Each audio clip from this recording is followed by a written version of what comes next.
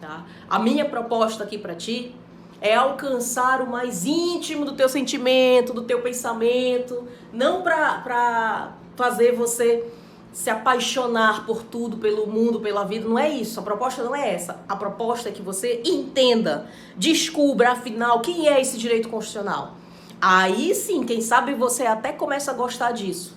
Mas mais do que gostar, o mais importante nesse momento é que você entenda essa disciplina, que é sim uma das principais disciplinas, eu acho que um dos principais assuntos no mundo, na nossa vida, e que influencia sim no teu cotidiano, não só da tua prova do teu concurso público, mas da tua rua que não está asfaltada, da tua rua que não tem saneamento, do posto de saúde do teu bairro que não funciona direito. Direito constitucional é vida. Porque de repente a gente tem aí N dificuldades políticas, de cobrança, corrupção no nosso país?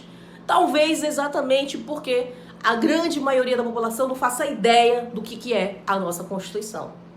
Então a minha proposta é te ensinar o que é a Constituição, falando contigo de um jeito que tu vais me entender, eu sei que tu vais me entender, e se não entender, pode mandar um e-mail, pode mandar uma cartinha pra mim, que eu vou fazer você entender, tá? Nem que eu tenha que desenhar pra você, e eu já começo com um desenho, olha aqui, né? Meu desenho clássico dos homens das cavernas, tudo pra fazer você, que já conhece o direito ou que não conhece o direito, para fazer você compreender cada vez mais essa disciplina sob uma perspectiva um tantinho diferente, tá? Não é tanto a proposta de um direito constitucional esquematizado para você, né, ter o esquema e decorar informações. É para você entender sob sim uma perspectiva diferente, talvez, né, fazendo comparações, fazendo analogias aí com o teu cotidiano, com o teu dia a dia, mas fazer você entender essa que é uma das grandíssimas disciplinas que a gente tem no mundo jurídico e que vai para além do mundo jurídico, que alcança as nossas vidas. Essa é a minha proposta principal nesse momento. Vem comigo, bora tentar entender um pouquinho desse direito constitucional. Bom, mas professora, direito constitucional, isso para mim é novidade. Até agora que eu sei, eu já ouvi falar de Constituição, Constituição Federal. Afinal, direito constitucional. Bom, no mundo do direito, no mundo jurídico, né? O mundo jurídico é o mundo das leis, né? O júris ou iuris, que remete, que tem origem e expressão latina, que nos remete a essa questão do direito, né? Então dá para já até como um sinônimo, professora, bora entender dessa forma. O mundo jurídico, que é o mundo do direito, leis, né, decisões de tribunais, tudo isso, meus queridos, tudo isso é um grande universo que a gente, para facilitar, digamos assim, o nosso entendimento, para facilitar o estudo, para facilitar a compreensão, a gente pega essa ciência, assim, porque isso é uma ciência, a gente pega essa ciência jurídica e divide ela em diversas partes. E aí a gente faz essa divisão conforme a temática principal que isso trata. Isso trata do contrato que você fez de aluguel com a tua casa, isso trata das tuas relações com teu filho, com teu pai, com a tua mulher, com teu marido. Isso trata de quê? E aí a gente começa a separar direito civil de um lado, direito penal do outro, direito tributário, conforme o assunto principal que essa disciplina jurídica esteja tratando. Nessa separação toda, existe uma disciplina que acaba ficando acima de todas as outras.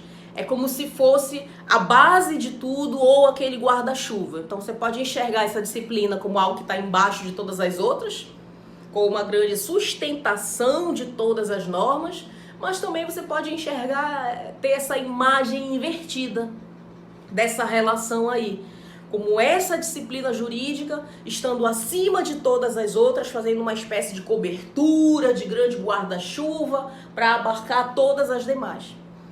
É mesmo, professora? É. E que disciplina é essa? É exatamente o direito constitucional.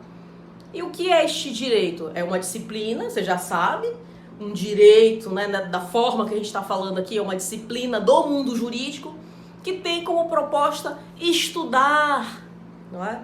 Uma das grandes normas que nós temos no nosso ordenamento jurídico, que é então a que você conhece aí, que você já ouviu falar, a famosíssima Constituição. Constituição Federal, né, professora? Calma. A gente está falando de direito constitucional inicialmente. Se a Constituição é a nossa aqui, a Constituição Federal, que é a do Brasil todo, ou se a gente vai falar, de repente, da Constituição inglesa, da Constituição americana, da Constituição chilena, ou da Constituição do Estado do Pará, ou do Estado de São Paulo, ou do Estado do Acre, tá? Então, Constituição. Tá? A Constituição, vamos imaginar aqui, de um país, de um Estado, certo? Pois bem, eu posso até te trazer um conceitinho aqui, né? Você tá aí matutando, mas afinal... Então, direito constitucional, professora, é o que mesmo? Eu vou ler, eu trouxe aqui uma colinha, eu vou ler para ti um conceitinho que eu anotei aqui. Olha que bonito. Direito constitucional, ele faz o quê? O direito constitucional estuda-se e analisa-se cientificamente, é uma ciência, não é? Então, estuda-se e analisa cientificamente o modo de se instrumentalizar o Estado para que se possa estabelecer uma vida harmônica numa sociedade. Respira, calma.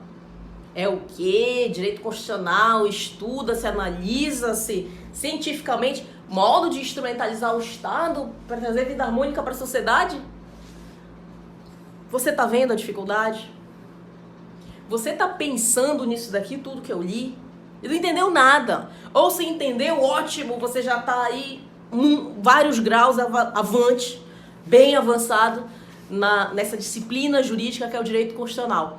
Mas se você não entendeu, se você está desesperado, pausando e voltando esse vídeo para anotar esse conceito, meu amigo, não se preocupe, tamo junto. Você tá aqui, ó, no meu coração. Você tá vendo esse conceito aqui? A gente não precisa disso. Você vai criar o seu conceito. Você não precisa copiar o conceito de ninguém. Sabe que horas você vai copiar o seu conceito? Na hora que você entender de fato o que é o direito constitucional e para que ele serve, tá? Então, bora começar? Direito constitucional, bom, esquece direito constitucional, esquece Constituição. Esqueça tudo isso. Pense que a gente está vivendo há alguns milhares de anos atrás. Bora exagerar aqui, tá? A minha proposta, claro, é dar uma exageradinha para você pegar a coisa fácil e entender de primeira. Então, como eu sou um pouquinho exagerada, quase como na música do Cazuza, exagerada, vou pegar aqui a minha canetinha e vou começar te fazendo a proposta de entrar numa máquina do tempo. E a minha máquina do tempo, exagerada do jeito que eu sou, trago aqui uns exemplos meio mirabolantes para você entender. Bora lá para uma época distante, longínqua, a Era das Cavernas. Vem comigo, olha aqui o meu desenho maravilhoso. Cara, esse desenho aqui, para quem me conhece, meu desenho clássico, o primeiro dia de aula para os meus alunos de direito constitucional, para a gente realmente entender direito constitucional. E contigo não vai ser diferente. Imagina aqui que a gente vive na época das cavernas.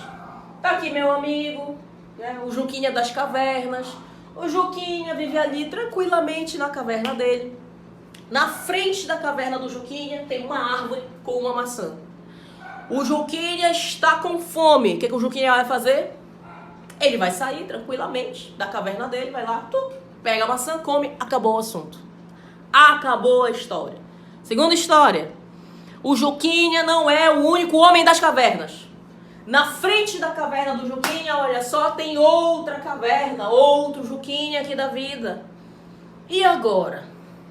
Eu continuo tendo uma árvore na frente da caverna dos dois, com uma maçã. Homens das cavernas. Ou você mesmo quando você tá com fome. Pensa aí, como você é quando você tá com fome. Tem gente que mata alguém, né? Imagine agora, então, que a nossa situação é exatamente essa aqui. 2 homens das cavernas com fome. Uma árvore, uma maçã. O que eles vão fazer? Cada um vai sair da sua caverna. Eles vão amigavelmente se olhar e entender que padecem da mesma fome, da mesma necessidade, chegar a um consenso, perceber que só existe uma maçã e então dividir essa maçã. Olha, já que eu tô com fome e você também, bora aqui dividir, porque a gente é legal, a gente é amigo. Bora dividir essa maçã? Claro que não. Não é isso que vai acontecer. Não é isso que acontece sequer hoje, que dirá na Era das Cavernas. Se você tem 2 homens das cavernas e uma única maçã, olha aqui esse tacape aqui na mão dos dois homens das cavernas, o que vai acontecer? Vai acontecer que eles vão sair na porrada por essa maçã.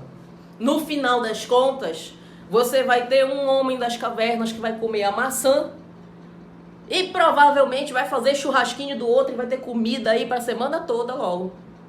Eles não vão entrar num consenso, eles não vão dividir essa maçã. Só que, bora aqui pensar, continuar nesse pensamento exagerado da professora. Essa professora meio doida aqui. Bora, continua comigo. O que eles vão perceber? Qual é a diferença do ser humano para os outros animais? Não é? Em princípio, em tese, né, que a gente diz por aí. A grande diferença entre o ser humano e os outros animais é que o ser humano é um ser racional. Isso está na evolução humana. O homem pensa. E o que ele começa a pensar é: ok, eu tenho meu instinto de sobrevivência. Eu vou matar pela maçã, porque eu tô com fome. O meu instinto animal, meu instinto de sobrevivência, de preservação da espécie me leva a isso. Só que o meu mesmo instinto de preservação da espécie, aliado à minha razão, me faz concluir o seguinte: eu não posso sair matando todo mundo a cada momento que surge um interesse em comum. Nesse exemplo aqui foi uma maçã. Eu não posso sair matando todo mundo, repito, a cada momento que surge um interesse em comum, por uma razão. Eu vou matar todo mundo, eu vou ficar aqui sozinho, não vou ter ninguém para contar história, para planejar esse mundo, para viver esse mundo. Eu não vou me reproduzir e a minha espécie vai ser extinta. Simples assim, professora? É, mais ou menos, né? Nesse nosso viés, nesse nosso pensamento louco, exagerado aqui, sim. Então, esse raciocínio humano associado à necessidade, ao instinto de preservação, ao instinto de sobrevivência, vai fazer esse ser humano aqui entender que ele não vai poder sair na porrada e sair matando todo mundo a cada interesse que ele tenha em comum, a cada conflito que surja. Então, a razão humana vai fazer essa galera aqui perceber que precisa criar uma solução para esse conflito. Tá? Então, o que nós temos aqui? Um conflito. A nossa palavra de saída, né? Nós temos um conflito. E do conflito, razão humana, instinto de preservação, a gente percebe que tem que trazer uma solução para esse conflito. E a primeira ideia, o primeiro raciocínio trazido pelo ser humano é que para solucionar esse conflito, nós poderíamos criar uma coisa, né? Com base na moral, da ética, nós poderíamos criar normas para estabelecer como o ser humano deveria se portar nestas hipóteses de conflito. Então, do conflito inicial e da necessidade de solucioná-lo, o ser humano identificou a necessidade de criar normas. Bora aqui estabelecer um regulamento, uma lei, lei número 1. Havendo 2 homens das cavernas com fome e uma única maçã, eles deverão sentar, dialogar e dividir a maçã ao meio. Pronto. Fez-se a solução inicial dos nossos problemas. Fez mesmo. Quando bate a fome, valendo, violenta, aquela fome da madrugada, tem uma norma dizendo que você tem que dividir a maçã, a única maçã, com outra pessoa que esteja com fome também. Você vai obedecer a norma, dividir a maçã, ser singelo, honesto e sincero na tua vida, altruísta, ou na hora da fome violenta mesmo, você não tá nem aí pra norma. Meu filho, meu amigo, não me engana. Você não tá nem aí pra norma. Se você pensou, vou dividir, talvez você nunca tenha sentido uma fome de verdade. Ou talvez você imaginou que a pessoa com fome do outro lado seja alguém que você gosta, um amigo teu. Agora imagina que é um inimigo de morte e que você realmente está com uma fome violenta. Você vai obedecer a norma? Você não vai obedecer a norma. Se você obedece, você é um ser humano diferenciado, ó. Parabéns pra você, você é um ser humano diferenciado, mas a maioria das pessoas não vai fazer isso. E aí que na mesma não vai dar certo. Na mesma a gente vai se matar, na mesma a gente vai ali extinguir a raça humana e na mesma a gente não alcança o que a gente quer, que é a preservação da espécie e a evolução da sociedade. Então, já que nós pensamos e percebemos que a simples criação de uma norma não é suficiente para solucionar os nossos problemas, o que a gente faz? A gente continua usando a nossa razão para trazer uma solução. Se a norma sozinha não é suficiente, a gente faz o quê, hein? O que a gente faz agora que a norma sozinha não é suficiente? Bom, a hora que o ser humano obedece é a hora que ele tem medo.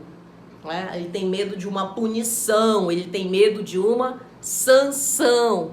E aí a gente faz o quê? A gente estabelece uma pena, a gente começa a estabelecer sanção ao comportamento do ser humano que não cumpra com isso daqui. Então o que a sociedade idealiza é que para acabar com os conflitos ou para evitar esses conflitos a gente precisa de norma e de sanção na hipótese de ter alguém que não cumpra essa norma. Então norma mais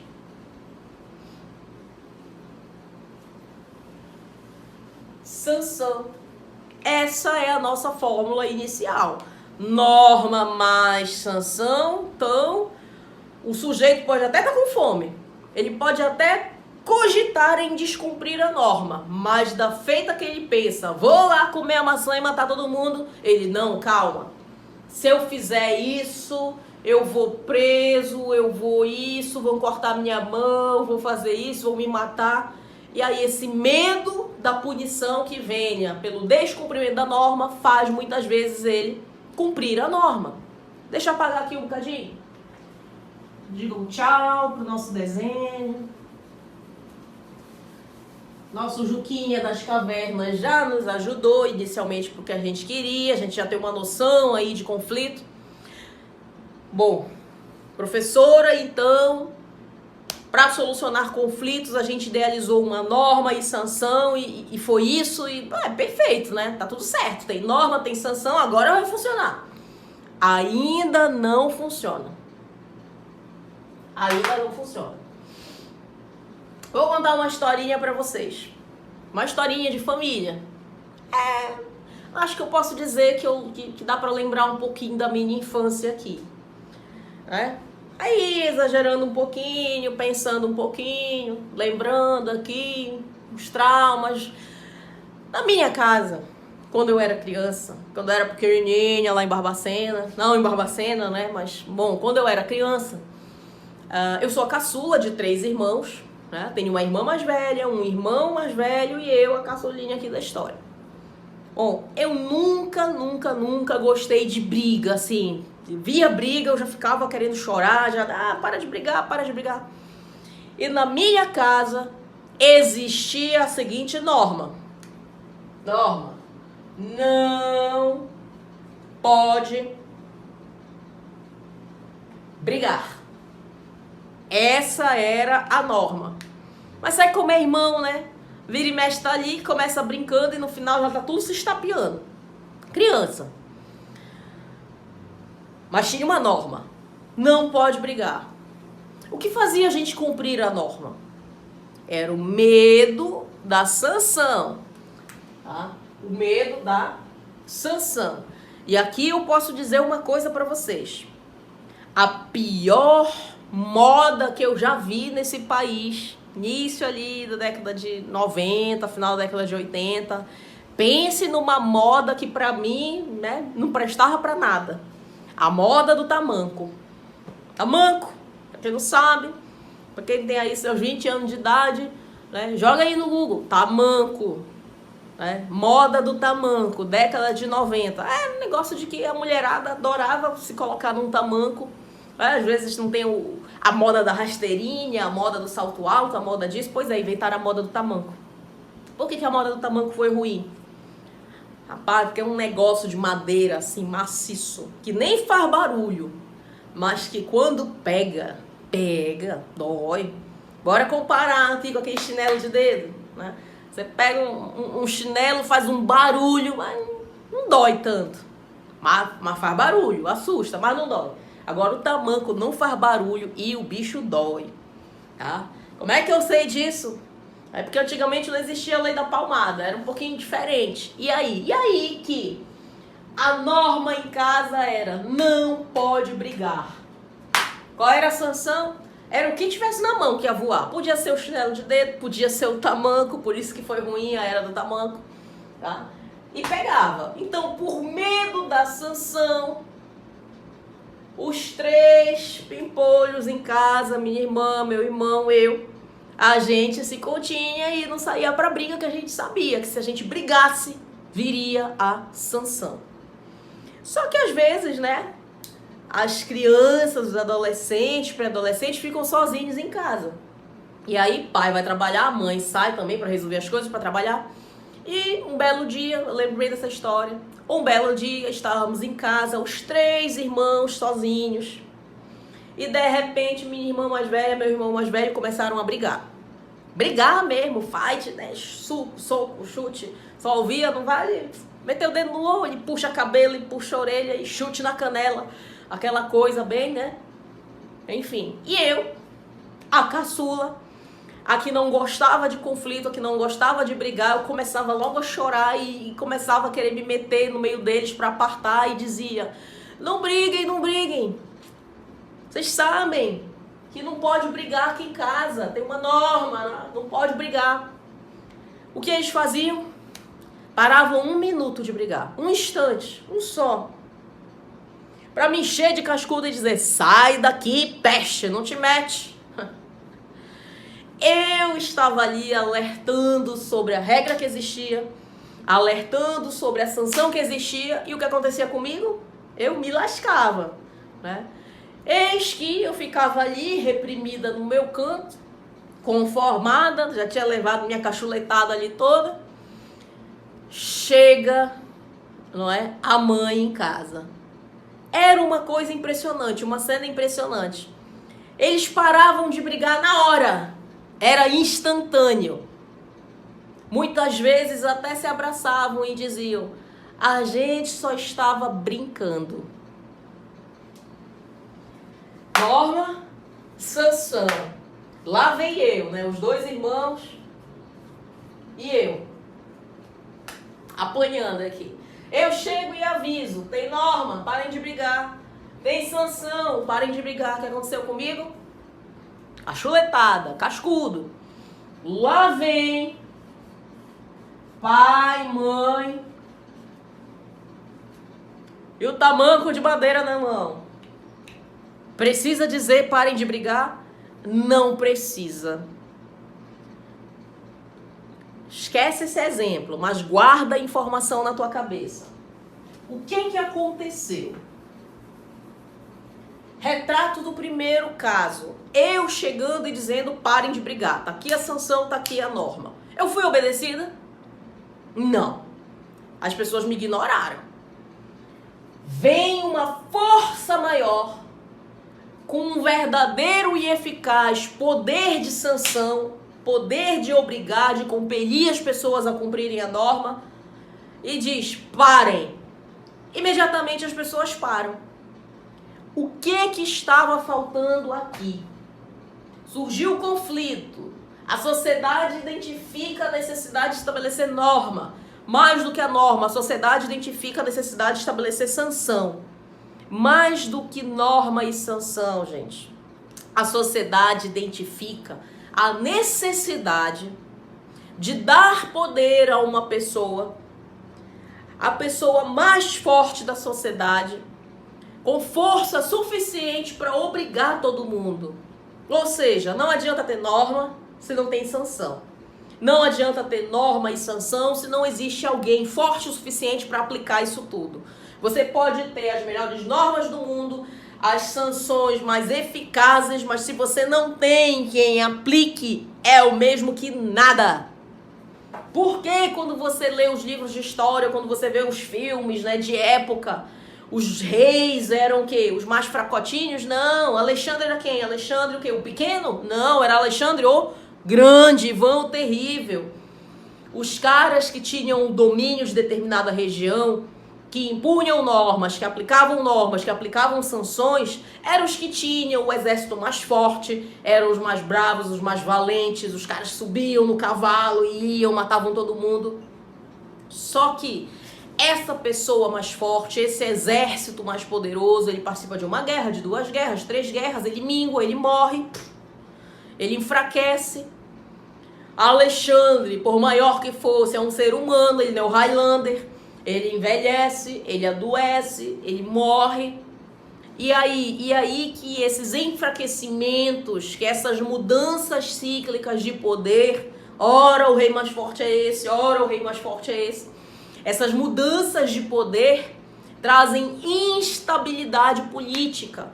Ninguém quer viver na apreensão e imaginar que a qualquer momento pode surgir uma grande guerra, uma disputa pelo poder e novas normas. A gente quer segurança, a gente quer estabilidade, a gente quer saber que amanhã a vida vai continuar tranquila.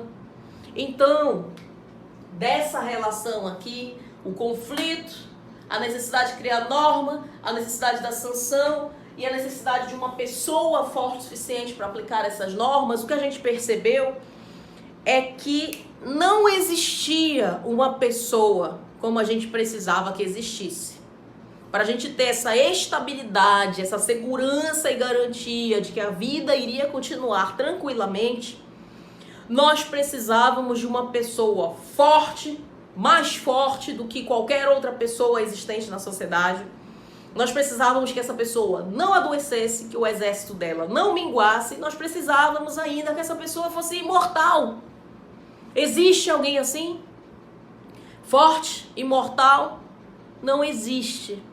Aí foi a hora que a sociedade, né, vamos assim dizer, que a sociedade resolveu dar uma de Dr. Frankenstein e fez o quê? Se não existe uma pessoa forte o suficiente como eu quero que exista, não tem problema nenhum.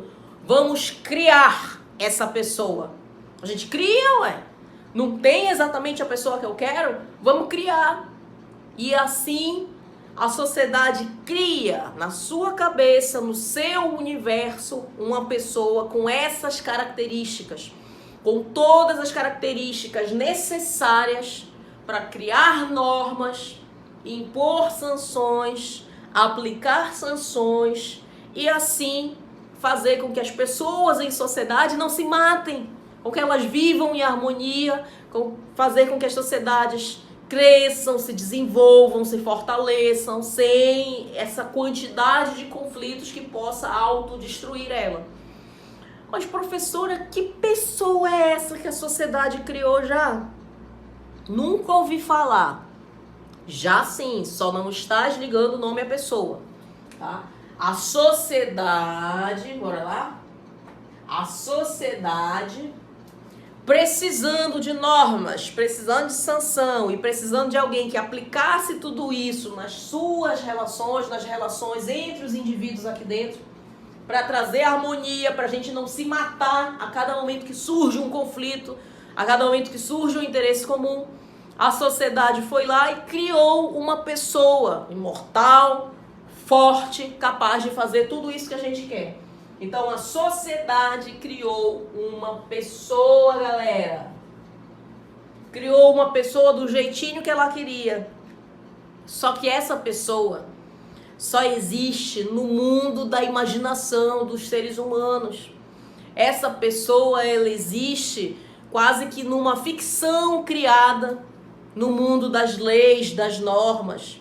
A gente imaginou essa pessoa, a gente criou essa pessoa no mundo do papel, no mundo jurídico, no mundo das nossas relações, da nossa imaginação. E acaba que a gente tem a sensação de que essa pessoa existe mesmo, quase como de carne e osso, com mão forte, para bater quando for necessário, para virar a chave do cárcere quando for necessário. Nós criamos sim essa pessoa. Só que ela é uma pessoa não como nós, não como você, não como eu, de carne e osso aqui que a gente pega. Ela é uma pessoa apenas no mundo do direito. Ela é uma pessoa nesse universo de normas, sanção. Ela é uma pessoa no mundo jurídico. Ela é o quê? Ela é uma pessoa jurídica. Então, a sociedade cria uma pessoa jurídica. Olha aqui, a coisa já está começando a se desenhar pra gente. Esta pessoa jurídica passa a ser chamada, a ser apelidada carinhosamente de quê? Vou apagar aqui. Essa pessoa jurídica, fruto da nossa imaginação fértil, passa a ser chamada de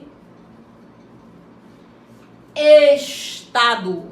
O Estado brasileiro, o Estado francês, o Estado americano, o Estado italiano, o Estado. Já reparou que a gente se relaciona com o Estado assim? Ele é uma pessoa, ele manda na gente, a gente tem relações com ele.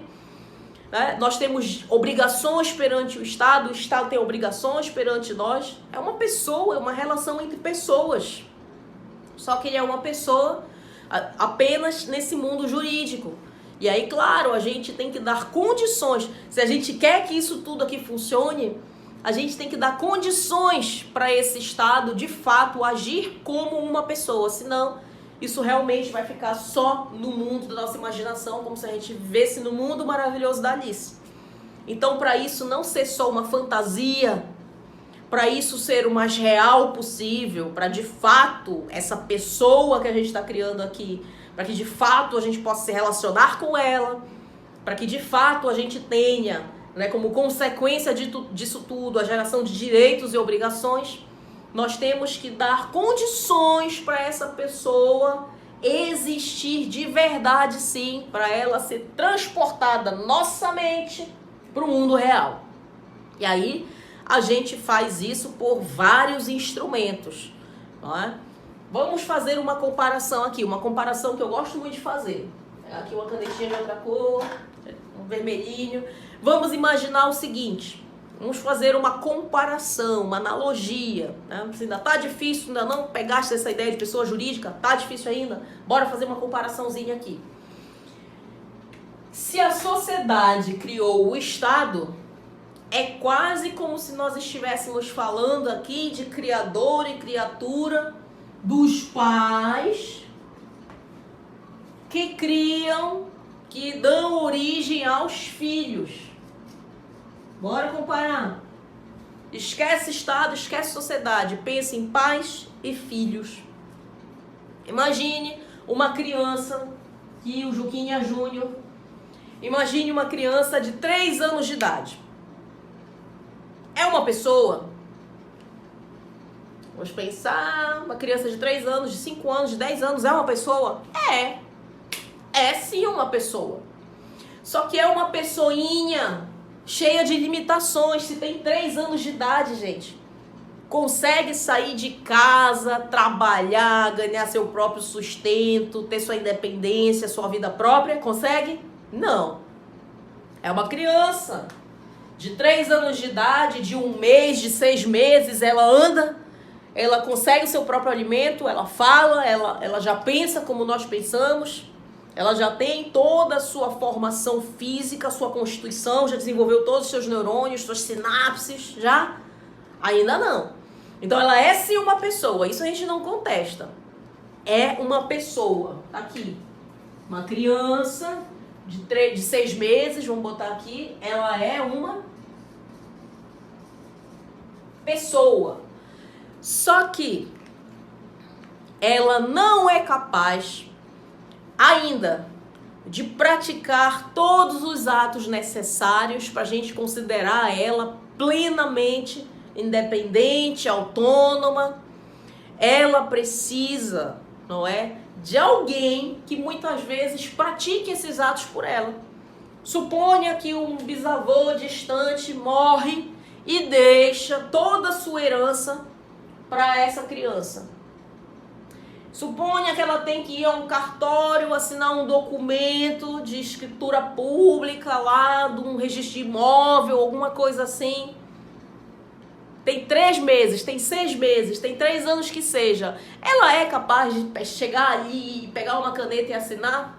Muitas vezes não sabe nem ler nem escrever. Mas precisa assinar o documento? Precisa. Quem é que faz isso por ela?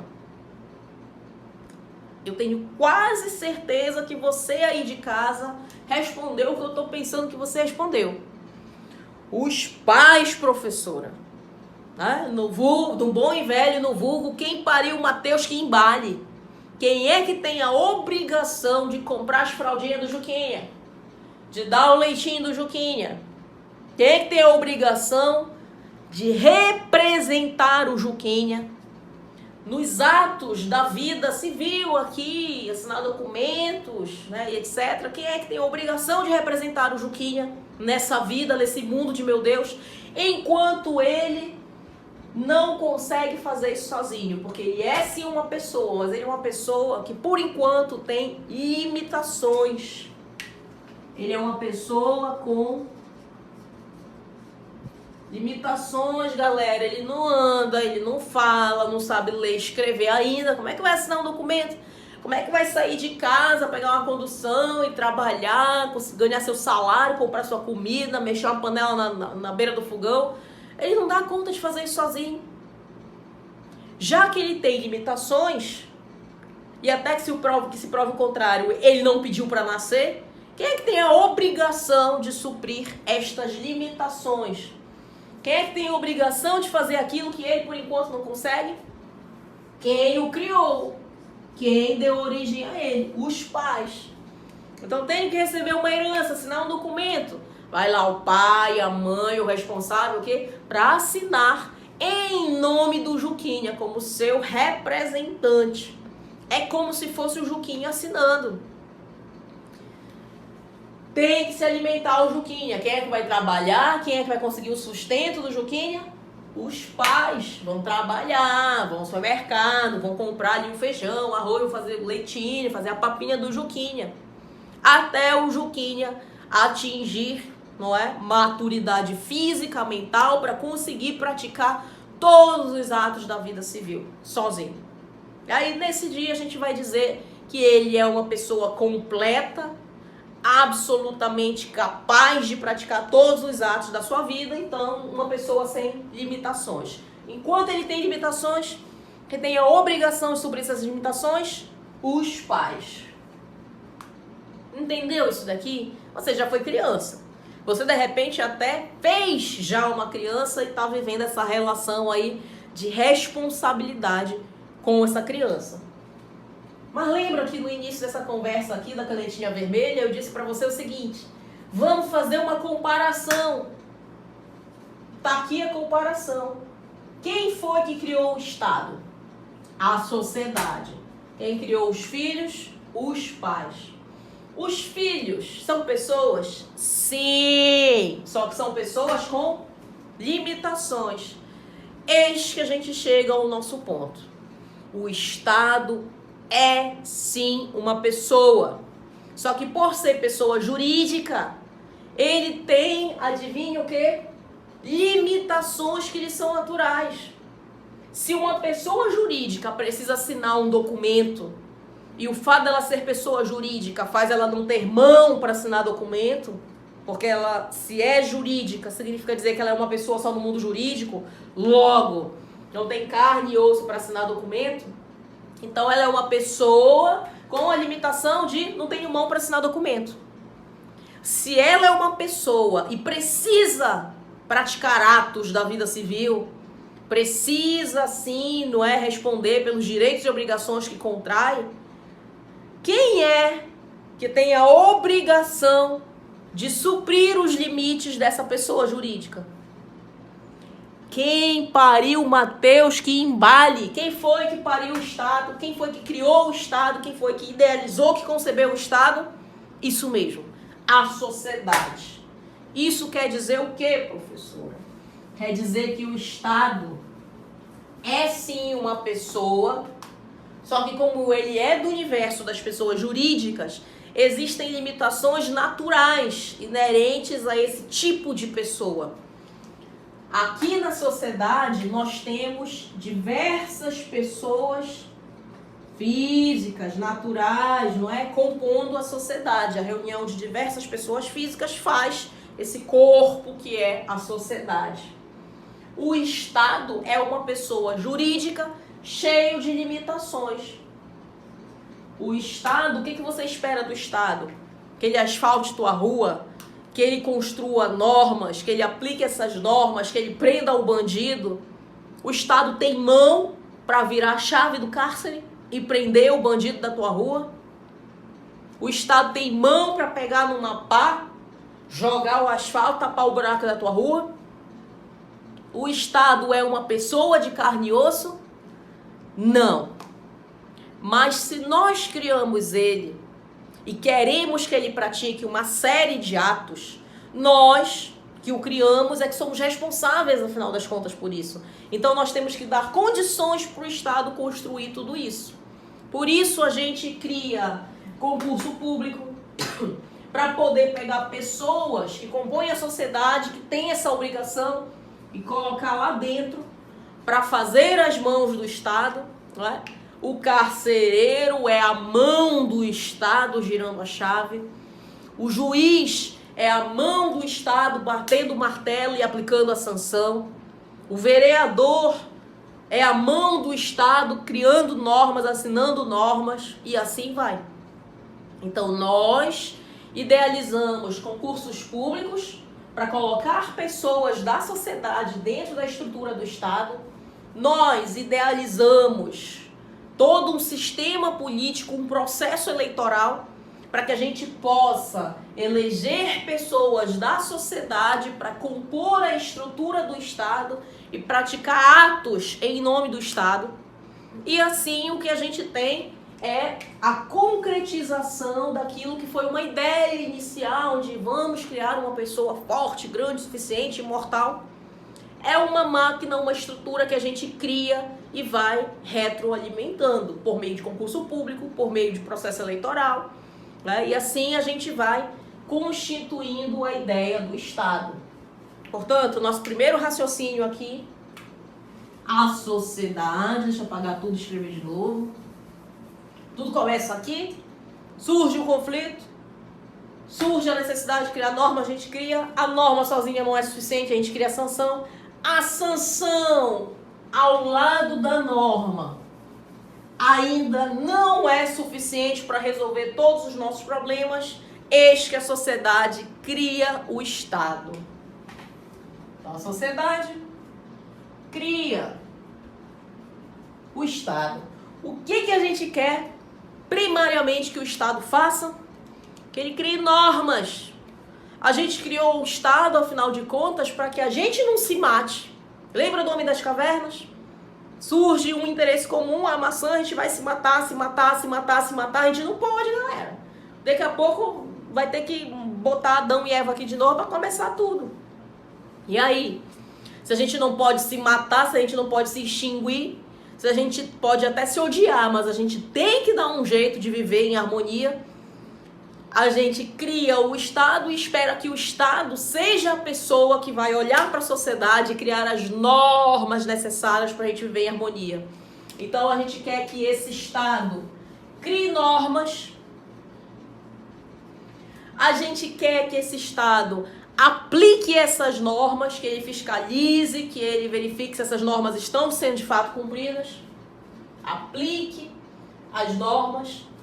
E se tiver algum caboclo doido ainda, que doido tem em todo lugar, se ainda assim tiver um doido ali, que resolva descumprir uma norma, que diga, não tô nem aí para sanção, eu preciso que o Estado aplique de fato a sanção, que ele solucione os conflitos e que ele estabeleça as penas necessárias para que a gente mantenha a sociedade em harmonia.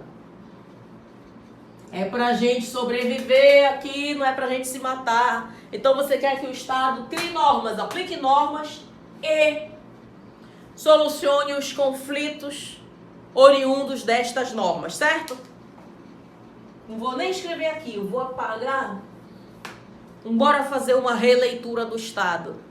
O que mesmo que a sociedade quer desse Estado? A sociedade quer que o Estado crie normas.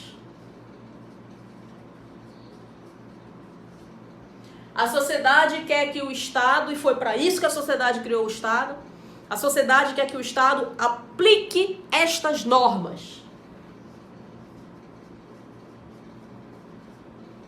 Você já sabe o que eu vou escrever ali embaixo, né? Tá ligado na missão? Tu tá ligado? Você tá ligado? O que eu vou escrever aqui? Pensa aí. Dou-lhe uma, dou-lhe duas, dou-lhe três. Você quer que o Estado faça o quê? Crie normas, aplique normas. Se tiver um caboclo doido ainda o suficiente para descumprir essas normas, você quer que o Estado aplique a sanção e traga a harmonia para a sociedade. Você quer que o Estado, olha aqui, legislativo, executivo e judiciário. São as três grandes funções que a gente espera que o Estado realize, ainda hoje no mundo contemporâneo. Então, desde que a gente começa a pensar isso daqui, a idealizar isso, né, a base da coisa ainda continua mais ou menos a mesma. Eu espero do Estado legislativo, eu espero do Estado executivo, eu espero do Estado judiciário. Então, isso daqui já faz você compreender por que o Estado é feito nesta aqui conjuntura, por que ele é realizado ou por que ele é idealizado nesta formatação destas funções principais. Você espera do Estado legislativo, executivo e judiciário, cara. Olha aí, tá ficando bonito, não tá não? Tá entendendo? Bom, continua aqui comigo. Não relaxa, só um pouquinho. Tá com sono, tá cansado? Levanta um bocadinho, dá 3 pulinhos, joga uma água na cara, faz um café e volta aqui. Bom, a gente espera que o Estado realize todas estas funções. Foi para isso que a gente criou o Estado. Qual é o nosso objetivo principal com isso?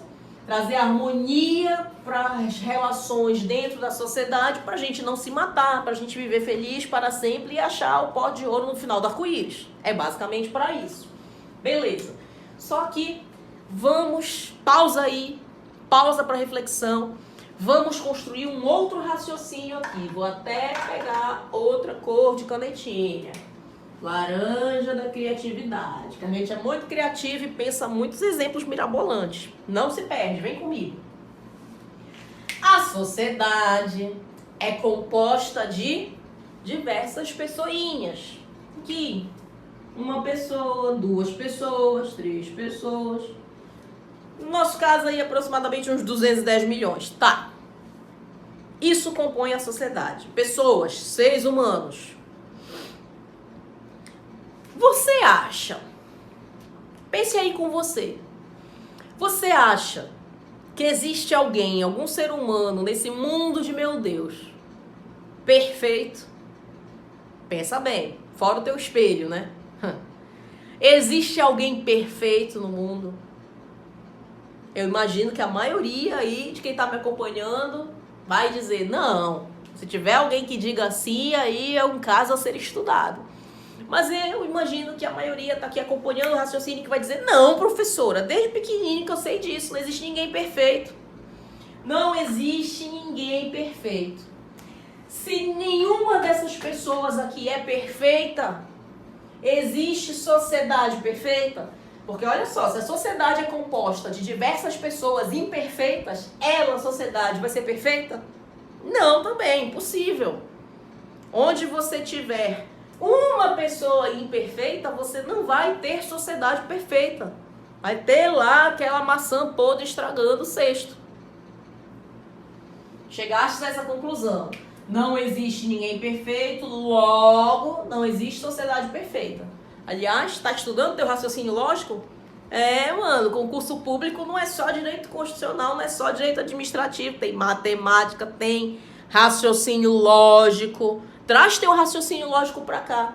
Não estuda só o raciocínio lógico e deixa ele lá parado, não. Usa pra tudo, traz pra cá. Se não existe ninguém perfeito, existe sociedade perfeita? Não, não existe. Volta pra cá. O que a gente viu agora há pouco? Que para isso daqui funcionar, que para o Estado funcionar, como ele é uma pessoa no mundo jurídico, como nós idealizamos o Estado, para a gente fazer ele funcionar, a gente precisa ocupar aqui essa estrutura pensada. Para que o Estado tenha uma mão e gire a chave do cárcere, eu preciso de um concurso público para o carcerário da penitenciária. Eu preciso de concurso público para PM, para Polícia Civil. É preciso o quê? Um processo eleitoral para eleger vereador, para eleger governador, prefeito, presidente. Ou seja, para o Estado, pessoa jurídica que é, funcionar, para que a gente possa de fato se relacionar com o Estado, construir direitos e obrigações, a gente precisa antes compor a estrutura física do Estado com pessoas de carne e osso aqui, como nós, mano. Como nós. Então, aqui dentro do Estado, o que que eu tenho? Estas mesmas pessoas, o quê? Perfeitas? Eu tenho estas mesmas pessoas cheias de imperfeições ocupando cargos públicos. Pessoa imperfeita vira carcerário. Pessoa imperfeita vira prefeito. Pessoa imperfeita vira o que mais?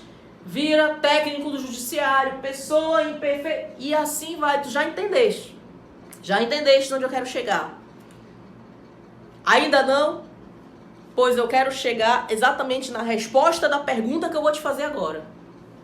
Se, teu raciocínio lógico, se não existe ninguém perfeito, logo não existe sociedade perfeita, considerando isto daqui, meu bem, existe Estado perfeito? Fala pra mim, existe? Não existe Estado perfeito. Talvez exista Estado perfeito no maravilhoso mundo da nossa imaginação, do pote de ouro no final do arco-íris. Mas na hora que a gente resolve concretizar o Estado que a gente idealizou, e que a gente, para isso, precisa destes seres humanos imperfeitos, não existirá Estado concreto perfeito. Não existe. Não existe. Portanto, parta do seguinte raciocínio: não existe sociedade perfeita, também não existe Estado perfeito. Copiou a informação aí na tua cabeça, velho? Agora pensa comigo, volta aqui para o nosso raciocínio. A sociedade cria o Estado para o Estado, criar normas, aplicar normas, resolver conflitos. Para quê? Para trazer harmonia para dentro das relações da sociedade. Bom, então a gente cria o Estado, aqui é a nossa setinha da criação.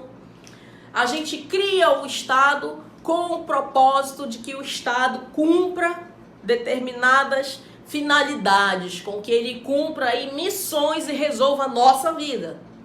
Aí vai lá o Estado maravilhoso, tá criadinho, tá cumprindo a sua função, a sua missão. Mas esse Estado, quando ele cumpre com essa função, quando ele cumpre com essas atribuições, ele faz isso com base naquilo que a gente concedeu a ele. Se nós, sociedade, queremos que o Estado administre as nossas vidas, as nossas relações, a gente primeiro tem que abrir mão de determinados direitos para que o Estado possa regulamentá-los. E também a gente tem que abrir mão de patrimônio nosso, porque para o Estado funcionar, você já sabe, a gente precisa criar toda uma estrutura física, senão ele não sai do mundo das ideias. Para ele existir, para ele acontecer, não é? A gente precisa, portanto, de uma estrutura, precisa de servidor público, precisa pagar o salário do servidor. Então, essa setinha aqui significa dizer o quê? Significa dizer que a gente está dando, sim, missão para o Estado, a gente está dando, não é, obrigações que o Estado deve cumprir, mas a gente também está dando aí nessa setinha direitos nossos, nós estamos abrindo mão em prol do Estado, para que o Estado possa realizar a sua missão. E nós estamos com essa setinha aqui abrindo mão também do nosso patrimônio. Então a sociedade cria o Estado, abdica de direitos, paga tributos e espera o quê? Espera a devida contraprestação. Se eu te pago R$1.000 para você pintar a minha casa, eu espero que você faça o quê? Que você, no mínimo, pinte minha casa. Eu abri mão, de repente, da minha intimidade, permitir que você entrasse na minha casa, de um direito meu. Eu abri mão do meu patrimônio, te paguei R$1.000, em prol de quê? De que você pinte minha casa. Aí você entra na minha casa, mexe na minha geladeira, abre minha gaveta, mexe nas minhas roupas, usa meu sofá, gasta energia elétrica da minha casa assistindo televisão no meu sofá, não pinta a casa e vai embora com o meu dinheiro. Tá certo isso? Já aconteceu isso contigo? Tu contrataste um pedreiro para pintar a tua casa, um pintor, o cara foi lá, sentou no teu sofá, tomou tua cerveja, tomou teu refrigerante, comeu tua pipoca, gastou tua energia, mexeu nas tuas roupas, foi embora, não pintou, levou teu dinheiro? Já aconteceu isso? Não, professora. Tá louca que aconteceu um negócio desse? Na primeira sentada que o cara desce no sofá, ele já ia sair dali debaixo do tapa. Isso nunca aconteceu. Mas isso acontece muitas vezes quando a gente fala do Estado. A gente abre mão de direitos, a gente abre mão de patrimônio, a gente espera que o Estado cumpra com as atribuições que a gente deu para ele. Você paga tributo, por exemplo, espera que o Estado faça uma macrodrenagem na tua rua. Você paga aí teu imposto de renda, você espera que o Estado use esse dinheiro, por exemplo, em prol da saúde ali da população da tua cidade. E de repente, o que você percebe? Que esse retorno do Estado, que é essa contraprestação, muitas vezes sofre o quê? Desvios. Ao invés de devolver para a sociedade aquilo que o Estado recebeu, a gente promove desvios no meio do caminho. O Estado recebe os teus direitos, recebe o teu patrimônio e ao invés de devolver tudo isso com a devida contraprestação que você espera, ele promove desvios.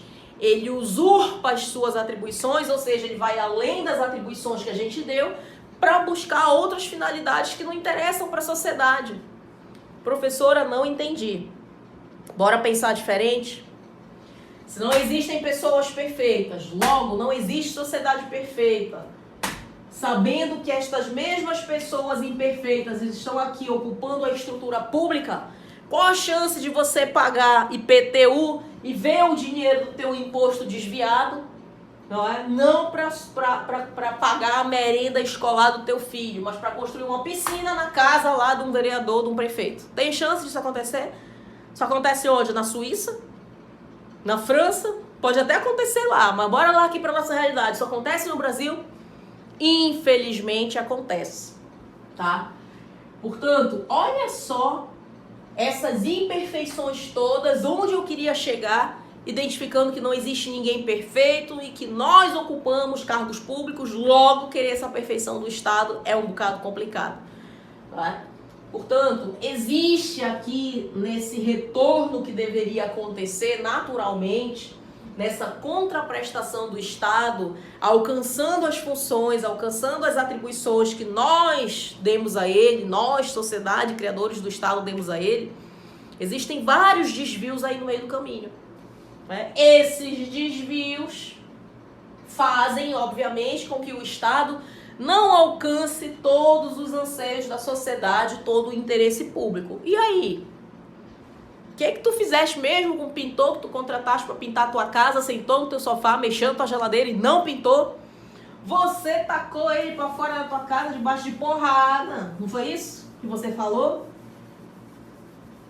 Aí, bora aqui pensar mais um bocadinho. Bora continuar o nosso raciocínio. A sociedade, mais uma vez, a gente não cansa de falar isso, cria o Estado e espera do Estado uma devida contraprestação. Presta atenção, meu amigo, quando o Estado se desvia daquilo que ele deveria fazer, quando há vícios dentro da estrutura do Estado e o Estado não cumpre o que a gente quer que ele cumpra, a tendência é esse relacionamento entre a sociedade e o Estado não ser legal. A tendência é surgir um conflito gigante entre a sociedade e o Estado. E eu poderia citar vários exemplos aqui para você, eu não vou entrar nesse mérito tanto, tá? Mas só para ilustrar aqui, a Revolução Francesa, por exemplo, é um grandíssimo exemplo disso. Uma sociedade que queria isso, aquilo outro do Estado, um Estado que não cumpria com as atribuições ditadas pela sociedade, um Estado que usava ao contrário dos direitos e patrimônio abdicados pela sociedade para favorecer luxos de classes que estavam dentro do Estado e deixando a sociedade de lado. O que aconteceu? A sociedade foi ficando insatisfeita. Claro, tem várias situações aí. Estudar a Revolução Francesa é um mundo. Tem que falar de iluminismo, tem que falar de grandes navegações, tem que falar de ascensão do comércio. Mas, trocando aqui em miúdos, fazendo um resumão da coisa, a Revolução Francesa foi, na verdade, uma explosão disso daqui. A sociedade abrindo mão de direitos, abrindo mão de patrimônio em prol do Estado, sem ter a devida contraprestação. Foi a hora que a sociedade resolveu romper com o Estado. E cabeças literalmente rolaram, né? Que o digam as guilhotinas da Revolução Francesa. O que aconteceu? Da feita que a sociedade percebe que o Estado está usurpando as suas atribuições, está apenas explorando, tomando-lhe os direitos, tomando-lhe o patrimônio e que nada está sendo dado em retribuição a isso, a tendência, galera, é a sociedade romper com o Estado. Você não vai ficar pagando o pintor para ele ir sentar no teu sofá e tomar tua cerveja.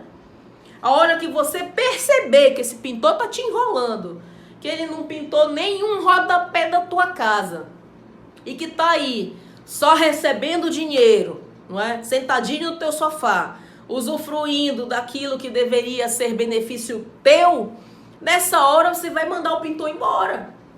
E é o que acontece aqui, ou a tendência do que deva acontecer. A sociedade vai romper com o Estado, vai dizer, sai daqui, sai cortando a cabeça de todo mundo, muitas vezes literalmente, e a sociedade rompe com o Estado. Só que pensa comigo, se a sociedade rompe com o Estado, bora aqui dar aquela exagerada do início e voltar a fita aqui, volta a fita. A sociedade rompe com o Estado. Imagina uma sociedade sem Estado, seres humanos sozinhos, sem aquela força cogente para lhe obrigar a cumprir normas. A sociedade vai cumprir com as normas? Mesmo havendo sanção? Não. Não vai cumprir. E aí, como é que vai acontecer? O que a gente vai ter na sociedade? A gente vai ter N conflitos, as pessoas vão se estapear, as pessoas vão se matar. Tem um filme, inclusive, lembrei agora. Depois eu falo pra ti qual é esse filme. Ou alguém que esteja vendo ali, que queira escrever nos comentários, diz aí qual é o filme. Eu não lembro do nome, mas é um filme que rola nos Estados Unidos, né, no futuro e tal, uma sociedade desenvolvida, da ideia da gente ter um dia sem lei. Que o sujeito é rico, cheio da pose, sai matando todo mundo, as pessoas se prendem em casa. É um filme bem interessante para você imaginar o que seria uma sociedade sem Estado. É uma sociedade que vai entrar em conflito, a gente vai praticamente voltar para a Era das Cavernas, não sei se literalmente, né, mas vai meio que voltar para a Era das Cavernas, sem leis. Quer dizer, as leis podem até existir, mas elas não serão cumpridas. A gente vai viver o caos e a tendência é a gente não conseguir preservar dignamente a raça humana e as suas relações sociais. Bom, então a sociedade romper com o Estado não é legal. A gente já percebeu desde o início dessa história que a gente precisa de norma, precisa de sanção, mas que acima de tudo precisa de alguém capaz de aplicar esta norma, de aplicar esta sanção e fazer isso tudo valer. A gente precisa do Estado. Então, a matemática da coisa aqui nos leva a crer que romper com o Estado não é a melhor solução. A gente já veio de uma sociedade sem Estado. A criação do Estado antes foi uma solução para os conflitos existentes na sociedade. Professora, mas o Estado tá saindo da linha, está usurpando suas atribuições, não está devolvendo para a sociedade o que a sociedade espera dele. Tá, meu amigo. Mas a solução não é romper com o Estado. A solução é colocar o Estado no lugar dele, para ele cumprir as suas atribuições e não se desviar. A solução é impor limites ao Estado, controlar o Estado, fiscalizar o Estado, para o Estado fazer exatamente aquilo que a gente quer que ele faça. tá? A solução é você consertar o Estado, você impor limites ao Estado, senão nada vai acontecer. Na ideia do pedreiro lá, do pintor, tá? Você colocar ele para fora da tua casa, você vai continuar com a casa precisando de pintura, correto? Então a solução é colocar o pintor para fora ou obrigar o pintor, botar ele na linha e fazer ele cumprir aquilo pelo qual ele foi contratado. Vai lá, meu filho, pinte a casa. Se a proposta é pintar a casa, se a proposta é arrumar a casa, se a proposta aqui principal é solucionar os conflitos existentes na sociedade, então a gente tem que dar um jeito ou outro de controlar o Estado, sem que necessariamente a gente precise destruir o Estado, romper com ele, tirar ele das nossas vidas. Então a gente chega aqui a uma conclusão. A sociedade cria um Estado. O que ela espera? Que ele tenha a devida contraprestação. O usual aqui, o comum, considerando que não existem pessoas perfeitas, que não existe sociedade perfeita, logo não existe Estado perfeito, o comum de se esperar é que o Estado, não é, vira e mexe, ele usurpe as suas atribuições e não cumpra aquilo pelo qual ele foi criado. Para a gente evitar isso, para a gente controlar isso tudo, o que a gente vai fazer? A gente vai tentar criar alguma coisa aqui capaz de impor limites ao Estado, controlar o Estado, fiscalizar o Estado, para o Estado ficar ali dentro do quadrado dele, por assim dizer. A gente fez o quê, hein?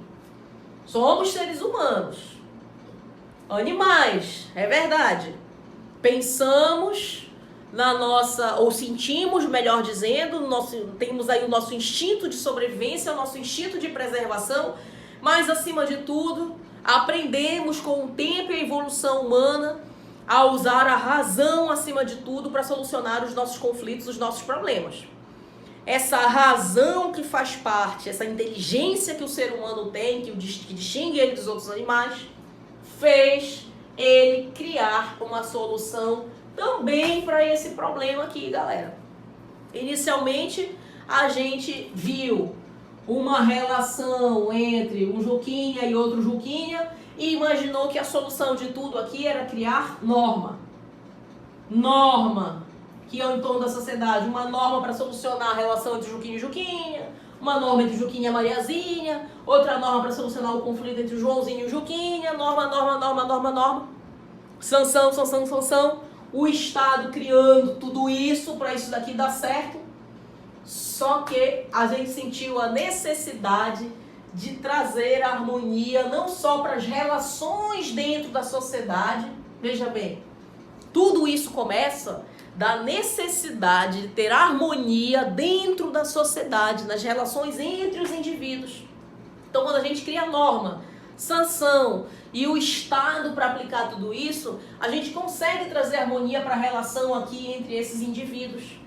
Então, o universo de normas que a gente tem, na verdade, eles estão aqui, não é? Conjugando com as relações sociais e trazendo harmonia para o seio da sociedade. Só que a gente sentiu a necessidade de trazer harmonia não só para as relações entre os indivíduos dentro da sociedade, mas a gente sentiu necessidade de trazer harmonia para essa relação maior aqui. Não estamos mais falando de harmonia na relação entre um indivíduo e outro indivíduo, outro grupo de indivíduos. Estamos falando da necessidade de trazer harmonia para a relação entre todos os indivíduos, a sociedade e a pessoa, não uma pessoa, mas sim a pessoa que nós criamos, a pessoa jurídica que é o Estado. O que deu certo lá no início quando a gente pensou em harmonia para as relações sociais? Deu certo criar uma norma. Então, se deu certo da primeira vez, vamos tentar fazer isso de novo. Vamos, para trazer harmonia entre a relação da sociedade e do Estado, bora engatar na mesma ideia, galera. Deu certo norma lá atrás, por que não vai dar aqui? Então a gente pensa e chega à conclusão de que a harmonia, vou botar aqui, a harmonia necessária na relação entre a sociedade e o Estado há de ser constituída por meio de uma norma. Não uma norma como as outras. Olha a diferença. Qual a diferença entre esta norma aqui e esta?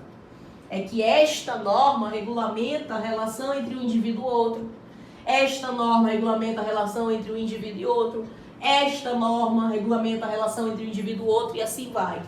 Esta regulamenta, ao contrário, não é? A relação entre todos os indivíduos, na verdade, juntos e unidos em sociedade, e a pessoa que é o Estado.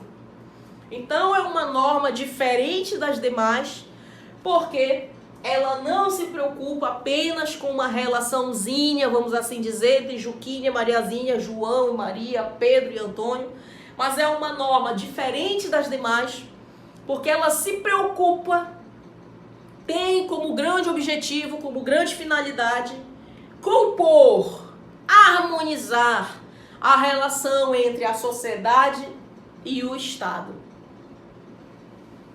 Se esta norma bem aqui, que regulamenta a relação entre Joãozinho e Maria, não existe, se esta norma, por mais que exista, não seja cumprida, não seja respeitada, seja fraca, qual a consequência disso? A consequência é que você vai ter conflito entre o Joãozinho e a Maria, mas no resto da sociedade, no resto do mundo, tudo vai correr bem, vai continuar funcionando. É ruim a gente ter conflito na relação entre um indivíduo, outro indivíduo, meia dúzia de indivíduos ou boa parte da sociedade, é péssimo. Mas pior do que isso é a gente não ter harmonia na sociedade toda. Então, há prejuízo sim de eu não ter essa norma aqui. Há prejuízo de eu não ter essa norma. Há prejuízo de eu não ter essa norma. Mas o prejuízo maior está em não ter ou ter e não obedecer devidamente esta norma aqui. Portanto, pense comigo, se eu não tenho essa norma, há prejuízo? Há. Mas o mundo acaba? Não. E se eu não tenho esta norma aqui? O que acontece? Se a gente não tem esta norma, galera, o que acontece é que o Estado naturalmente faz parte da essência dele, porque dentro dele estão seres humanos imperfeitos. Se eu não tenho esta norma, impondo limites e trazendo harmonia para essa relação, se eu não tenho essa norma, a tendência natural é o Estado usurpar suas atribuições. E o Estado não fazendo o que a sociedade quer, a tendência natural é a sociedade romper com o Estado. E uma sociedade sem Estado é uma sociedade que não vai cumprir estas normas todas menores. Ou seja, raciocínio lógico. Você que é o gato, a gata do raciocínio lógico, diz aqui para mim. Qual a força, qual o impacto, qual, vamos assim dizer, deixa eu ver uma outra palavra mais legal, uma outra expressão. Qual a vontade de obedecer, qual o impacto jurídico, qual a força de norma no sentido de obrigar as pessoas, qual a força que esta norma, que todas essas normas têm, se não existe essa? Qual a força jurídica de qualquer norminha aqui sem a existência desta? Me diz aí. Porque se esta não existe, essa relação não dá certo, não existe Estado e você vai ter só a sociedade e a norma. A sociedade vai cumprir a norma pelo simples fato de saber que ela é importante? No início dessa história eu mostrei que não. Que para a sociedade cumprir, precisa daquela pessoa forte o suficiente para aplicar, para ser capaz de solucionar casos, para ser capaz de aplicar sanção quando necessário. Ou seja, de todas as normas que existem, qual que é a mais importante que você acha? Essa aqui, que regula a relação entre um indivíduo e outro, ou esta aqui que regula a relação entre todos os indivíduos, a sociedade e o Estado?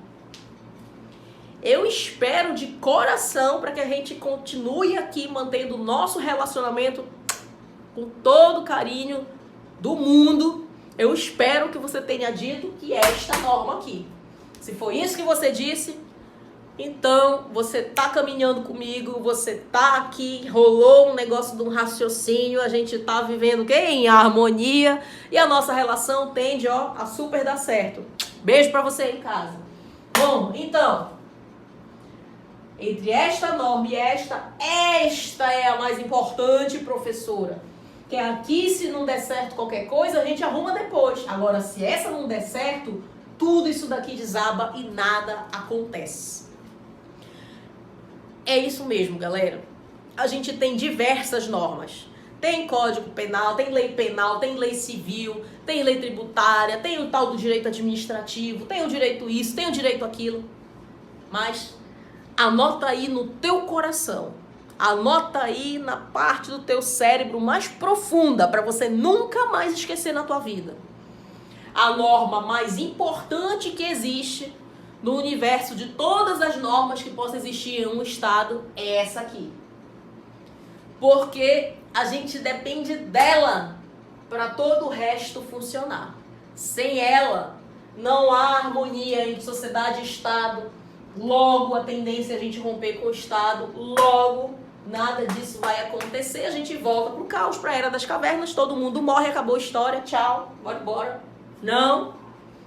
Existe essa norma. Adivinha qual é o nome dela? Fica ligado aí. Adivinha que norma é essa que vai trazer, que tem como objetivo principal trazer a harmonia para a relação entre a sociedade e o Estado? Quem é? Quem é? Aquela que está nos nossos corações, que faz parte da nossa vida e que me trouxe aqui, que te trouxe para ir para esse outro lado do vídeo. Quem é esta norma?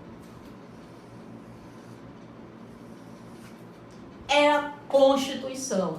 Sim, a norma que a gente chama de Constituição tem como objetivo principal trazer harmonia para essa relação entre a sociedade e o Estado. Tá? E aí, por que a galera diz que a Constituição é mais importante que as outras normas? Qual é a validade, qual é a força jurídica que uma outra norma qualquer tem aqui embaixo nas relações entre os indivíduos? Se não tem a Constituição fazendo tudo isso ser possível, criando o Estado, impondo limites ao Estado, concebendo o Estado, trazendo normas para esse relacionamento entre a sociedade e o Estado. Qual a força que outras normas têm, se não é? Existir esta norminha aqui. E aí tem um desenho, cara, que todo mundo eu acho que já viu. Se não viu, se vai ser a primeira vez, fico feliz de apresentar para vocês. Tem um desenho famoso de uma pirâmide que tenta representar, né, graficamente, ou seja, é a ideia de, por meio de um desenho, representar como é que funcionam as normas dentro de um Estado. Tá? Primeira informaçãozinha para ti, de vocabulário mesmo. Todas as leis, normas, enfim, tudo aquilo que existe de norma em um determinado Estado, esse conjunto de normas, a gente chama de ordenamento jurídico. Tá? Ordenamento jurídico. Então, professor, o que é o ordenamento jurídico? É o conjunto de normas. Tá? Tudo quanto é norma que você tem que obedecer, põe no dedo do saco e chama esse saco de ordenamento jurídico. A gente começou a perceber que dentro desse conjunto de normas, nem todas deveriam ser tratadas da mesma forma. A gente começou a perceber que uma era mais importante que as outras. A gente começou a falar de hierarquia. Alguém manda, outro alguém obedece. E para representar essa hierarquia dentro do ordenamento jurídico, um carinha aí chamado Hans Kelsen, já está até aqui o nomezinho dele para vocês, ó, idealizou aqui, ele e outros, na verdade, essa pirâmide aí já foi desenhada e redesenhada por 1 zilhão de pessoas, inclusive eu estou desenhando ela aqui agora para vocês. A ideia dessa pirâmide é representar, por meio de um desenho, uma hierarquia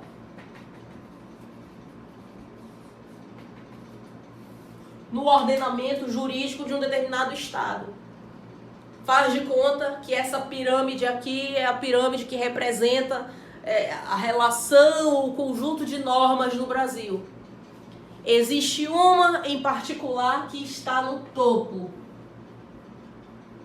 Está no topo porque ela é mais importante que as outras. Se a gente está aqui com essa pirâmide querendo representar uma hierarquia, está no topo quem manda mais. Quem manda mais? Quem manda mais é a norma constitucional.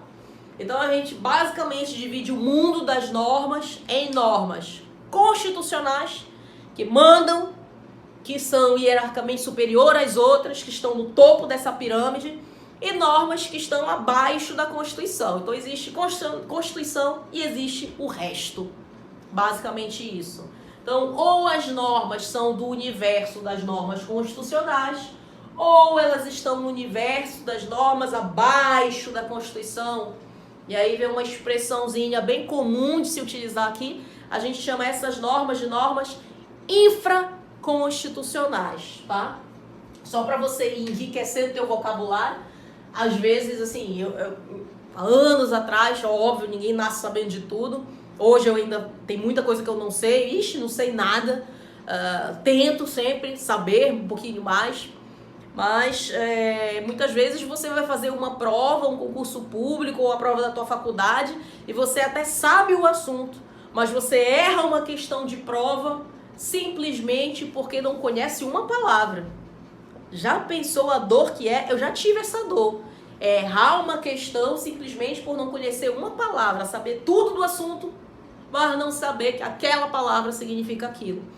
Então, dica pra você, meu amigo concurseiro. Não adianta só saber o assunto. Vocabulário. Te prende nessa palavra, viu? Você precisa ter vocabulário, meu amigo, sem medo de descobrir o mundo maravilhoso do dicionário. Bora atrás de formar vocabulário, tá? Não adianta você saber todo um conteúdo, todo o direito constitucional, todo o raciocínio lógico, todo, sei lá, controle externo do Estado e não saber o que significam determinadas palavras, tá? Então, vamos aos pouquinhos construindo isso. Se você já sabe, ótimo. Para a gente sedimentar um conhecimento, a gente entra em contato com isso várias vezes, então não adianta ler uma palavra uma vez, tem que ler 2, 3, 4, 5 mil. Bora formar esse vocabulário, mano. As normas ou são constitucionais, mandam, estão no topo da pirâmide, são maiores que as outras no sentido do poder, da importância, e o resto, está abaixo da Constituição, portanto, infra, é o sentido da palavra infra, abaixo. São infraconstitucionais. Já ouviu falar disso? Espero que sim, que significa dizer que teu estudo já está aí um pouquinho adiantado. As normas infraconstitucionais são as normas que estão abaixo da Constituição. Aí aqui você tem o quê? Você tem a tua lei penal, a lei civil, a lei tributária, você tem a lei de trânsito, você tem todas as normas do ordenamento jurídico. Quem é que manda nelas? Quem é que está no topo da pirâmide maravilhosa aqui? É a norma constitucional. Está no topo da pirâmide e está nos nossos corações, tá? Guarda isso